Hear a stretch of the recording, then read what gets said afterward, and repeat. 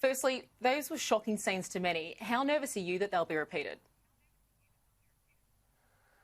Yeah, well, look, that's why today I've instructed the Home Affairs Department to work closely with New South Wales Police and authorities here in New South Wales to warn people that they absolutely need to do the right thing, whether they're Australians or whether they're temporary visa holders, i.e. guests in Australia. And if people don't do the right thing, obviously there are options available to the federal government, and we will look at those options very carefully if people do the wrong thing over New Year's Eve. Australia's put itself in a great position over the last 10 months, and everybody in Australia is aware of how well we've done, and we don't want to risk our public health and safety because people are flouting public health orders, and that applies for temporary visa holders and people here who are guests in Australia. Yeah, there's certainly a lot at stake. So if you are looking down those pathways, what happens next? How would this logistically work, and what are those options that the government can rely on? Yeah, well, I've asked the Department of Home Affairs to work with New South Wales Police and bring forward anybody who is charged who's on a temporary visa, and we'll look at the options that are available from the government's point of view in terms of cancelling their visa or imposing restrictions or examining what can be done on their visa status depending on what visa they're on. But our message is overwhelmingly do the right thing. I'd make the point to you that most temporary visa holders in Australia have been doing the right thing, especially in regional areas and especially in other parts of Australia. But in Sydney recently, we're all shocked to see those scenes at Bronte where 10 months into the pandemic, people were just flagrantly disregarding public health orders. We all know the situation worldwide. We know how serious this is. And we ask that temporary visa holders in Australia do the right thing over New Year's. If you don't, you will be liable to visa cancellation and other remedies that the government will bring forward. Minister, do you actually expect to be detaining or deporting anyone, or is this more of an empty threat to try and shock people into playing their part? Well, under the Migration Act, the federal government has powers to cancel visas. If people threaten the public health and safety, we will do that if that's required.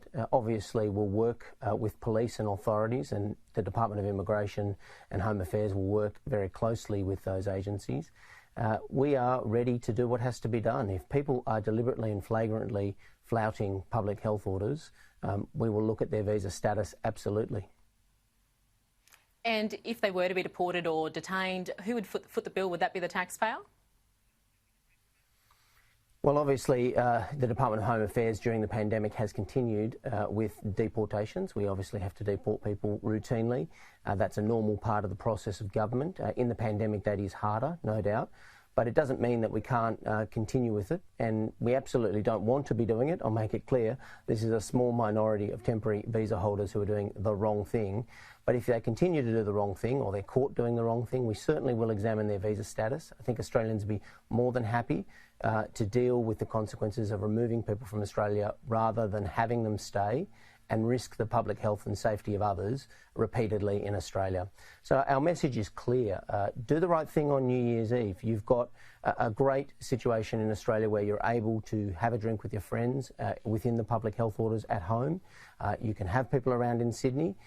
You have to obey the orders though, and if you don't, you will be liable to face visa cancellation if you're a temporary visa holder. Now, we obviously saw a few fines and the sort handed out over those incidents on Christmas Day. Is anyone getting their visa assessed over those matters, or will this be purely for anyone who breaks the rules on New Year's Eve?